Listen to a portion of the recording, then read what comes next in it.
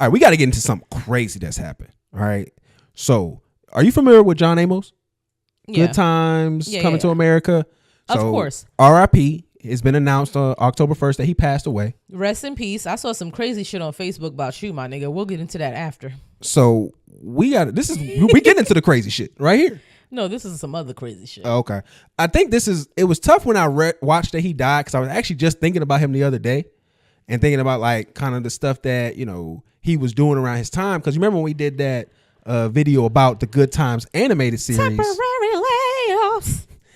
Hanging in a child line. But, Easy credit ripoffs. But remember we was talking about the animated Good Times show, right? And remember in our conversation we talked about a gentleman's name who we didn't know really familiar with, and then we had that comment that said that. So I saw another video that talked about him and his conflict with that guy. So apparently, not only did he want to make JJ the star, the producer, he also wanted to like turn around the family narratives and things like that. He wanted to play into more stereotypes with the jokes, and John Amos wasn't with that, and that's why they wrote him off and killed him in the show. Oh, because he wanted to stand up and not, make tomfoolery content with the black family. Yeah. Like when they first started this show, Florida didn't do it unless they had a dad in the house. Like that was all stuff they fought for because they wanted to make this a single mama with kids acting crazy type of show. Yeah. And so just to think that he had to see in his last years the show that he fought to keep the integrity for be animated into that trash by Steph Curry and Seth MacFarlane. Oh my God, Steph Curry, you should even be more ashamed of yourself now. I hope that show does not get a second season. That was the first thing I thought about this year. Like that's when I saw that he passed. That was the first thing I thought because that happened this year. Mm-hmm. Then we go into some more information. So apparently he's been dead for 45 days.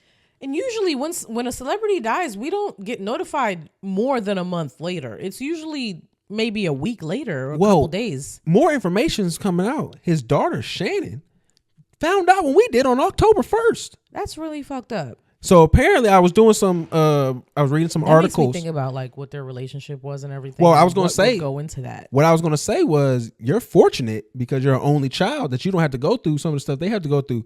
So she has a brother who's been pretty much handling their father's affairs.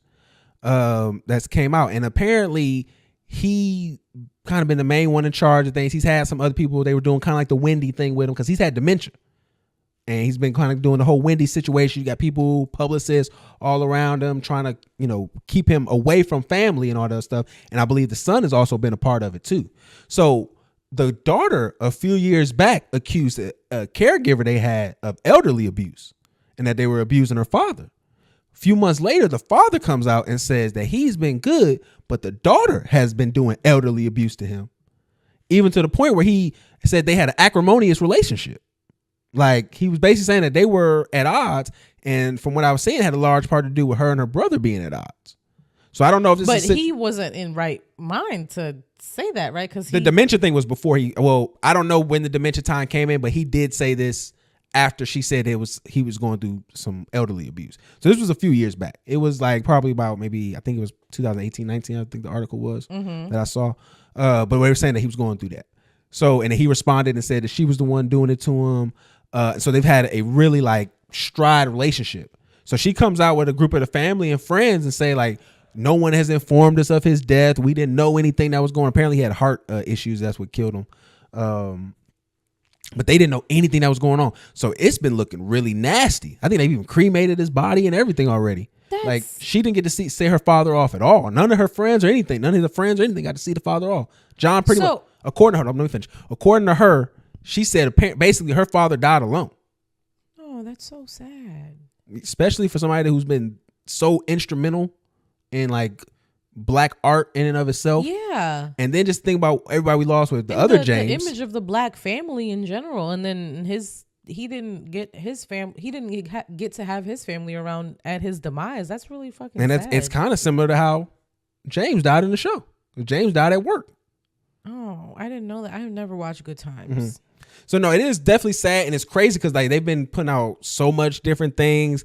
Again, it looks like her and the brother are the ones that are really at odds, and he's been part of the group of people keeping everybody away. That's what it seems like from all the information that I've been reading. But no, it's really terrible, man. Because like I said, we just lost James Earl Jones. Yeah, we've been losing a lot of like they were both old in black pillars of the community, and they were both in Coming to America together. Remember, they were the father of Eddie Murphy and the daughter. Oh, so I saw that scene. All the black dads are dying now. Well, I mean, these gentlemen are older too now. That's what I was going to say. 80. They are old. He was in his 80s. Yeah, you know what I'm saying. But it's just it hurt for me. It's like he died young for real. But no, it hurt for me because like I was big on Good Times. Like that was one of my favorite shows. I love the episodes with James in it, and just what he just meant. Like it didn't seem to me watching it when I was younger. I never really understood the importance of like what he was saying and doing. But like when you go back and look at the show and look at what he was trying to push, it was something super dope and positive. And then the last year of your life, you know, the show that you try to fight the integrity of, just gets lambasted and turned into a fucking joke in front of your eyes. That's sad. Yeah, well, I hated that. That's really fucked up. No, it really was. But R.I.P. to John Amos. We appreciate your talent and everything, all your gifts that you gave to us. Oh, really quick. Hold on. Side note. This is why it's important that you get a trust so that your families can, you know, have all that set up. That's what my mom did. So we don't. Yeah, I'm about to go talk to my dad about that. We don't have any arguments about what's going on with our parents when they get older. We have instructions that they want when they're in sound mind. Please, if you have the ability and the capital to do so, do so. What were you about to say? The thing I saw on Facebook, because Facebook is really like a lawless land, and I will never delete that app, regardless of how old y'all think I am for regularly being on Facebook. There was a young lady that posted a picture of her like in a bikini next to John Amos, and she was like, oh, I saw that. She was like, R.I.P. I just put this pussy down on you. You could barely walk after, my nigga. Like, what? That sounds like something his son would have purchased, yo. Yeah, like he was having a blast, I guess. He was still, you know, getting like, to it. I'm gonna be honest. My head canon theory with this is like his son was probably, because the daughter used to be a doctor or something from what I read. The son was probably somebody who was living off his dad's fame. He probably couldn't do or create anything successful on his own, and he probably was just circumventing like all of his dad's real wishes and doing what he wanted with the time and the money that he had control of. And that's probably where that picture came from, was a byproduct of him probably tricking off his dad money with some bitches. And he was like, oh, go sit next to my dad, shawty. And they took a picture. Yeah, she probably didn't. Or she was on vacation. Or she was just on vacation and she just said something stupid. Nah, they was in the United States. They wasn't overseas? They was like in a driveway. It looked like they was on the beach. She had a bikini on. She had... Okay, I have to look up. The fuck she in a driveway for in a bikini? I was like, she at the fucking community pool? This looks like the United States. No, she had a beach. Okay. But nah, that was crazy. Y'all women are sick too. Y'all don't have no fucking shame. You know, he gave you a picture being nice, and now you're trying to sully his good name in death. Talking about you gave your little raggedy ass pussy to him. No, you didn't. Okay. That shit was hilarious. That nigga is a man of class.